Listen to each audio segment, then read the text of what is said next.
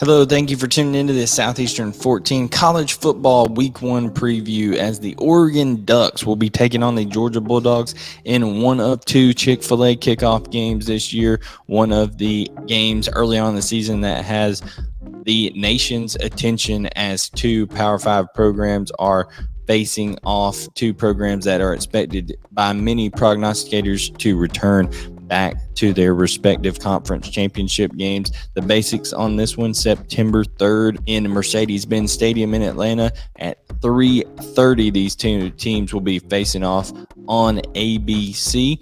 The Vegas prognosticators, the line projectors, have Georgia heavily favored in this one as an 18-point favorite. That's a lot of points to be favored by in a matchup of two Power 5 teams. The over-under is set at 51, so Georgia's implied total is 33 points. All-time, Georgia is 1-0 in the series. They last faced off against Oregon in 1977. Some of the headlines coming into this one: you have Dan Lanning returning to face his former team in the Georgia Bulldogs. Dan Lanning was instrumental in that historic defense that Georgia had last year. He recruited many of the guys that he's going to be facing in this game, so it'll be fascinating to see the chess match between Todd Monken, who is Georgia's offensive coordinator, that Dan Lanning, of course, knows what he likes to do very well, and vice versa. Monken versus Lanning, Kirby Smart versus Dan Lanning. You know, this is Kirby's first time kind of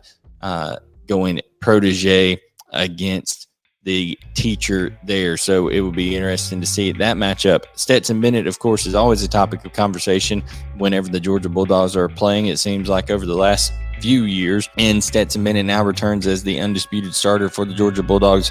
Was much maligned throughout their championship run. Many people doubted him. We're continuing to look for JT Daniels to come back in and kind of be the guy for the Georgia Bulldogs, but Stetson kept proving the doubters wrong. Key third down touchdown completion to A.D. Mitchell in the national championship game, and it is going to be Stetson Bennett's offense this year. But is Georgia looking for more out of Stetson Bennett with a historic defense and a lot of players off that defense gone from a year ago? And then, of course, is there a championship hangover? Georgia wins its first national title in 41 years.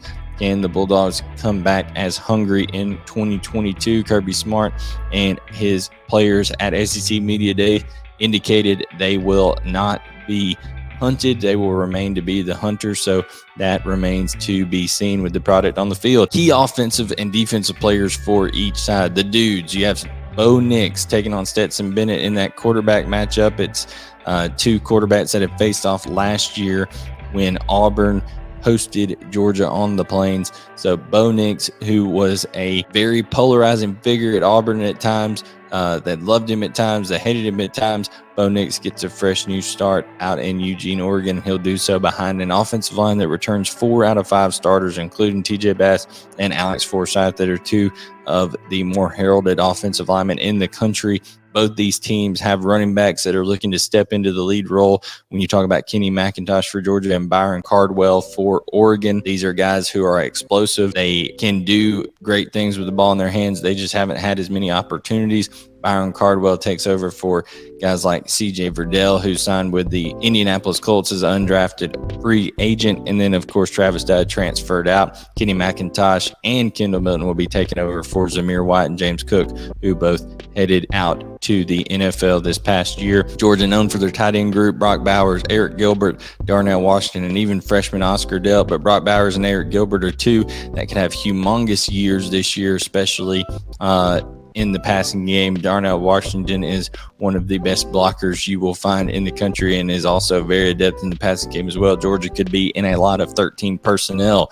Receiver-wise for both these teams, Seven McGee and Troy Franklin look to be the top two guys for Oregon this year. They lost a lot of production over the last couple of years. Guys like Devin Williams, Jalen Redd, Johnny Johnson, who had been there for a while, are now gone.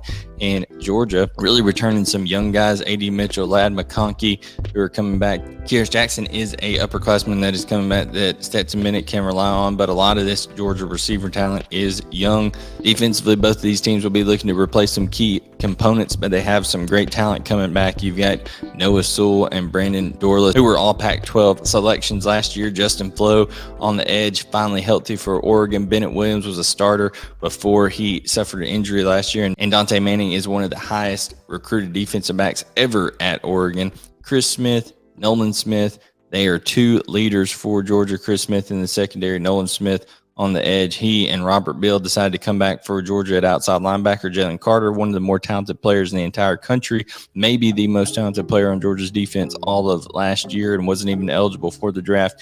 Many draft prognosticators are saying that Jalen Carter could be a top 5 pick at defensive tackle for Georgia. Jamon Dumas-Johnson taking over at linebacker with Nakobe Dean going to the NFL. Quay Walker going to the NFL. Channing Tindall gone to the NFL. Jamon Dumas-Johnson is a sophomore out of the Baltimore area that is tremendously talented, and Georgia will look to be their next guy that falls in line with the Roquan Smiths and with the Nakobe Deans, both Butkus Award winners. So Jamon Dumas-Johnson has big shoes to fill. And then, of course, Keely Ringo solidified the national championship for the Georgia Bulldogs last year with a pick 6 on a third down against Bryce Young that ended up putting Georgia on top 33-18. The score that we're predicting in this one, 34-17 Georgia. Don't have Georgia covering the full spread, but the reasons for it, I think the culture shock of, just first-time head coach.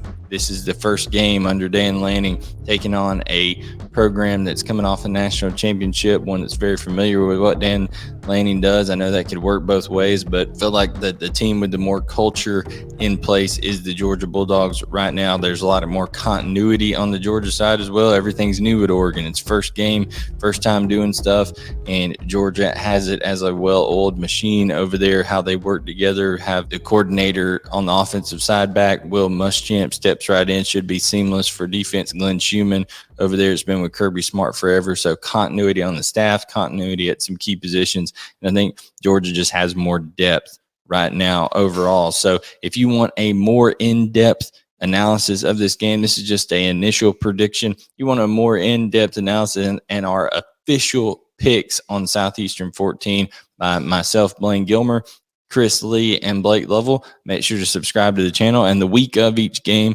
midweek, we will be doing full on picks and analysis of all the SEC games. So thank you for tuning in to this Southeastern 14 college football week 1 preview on the Oregon Ducks and Georgia Bulldogs.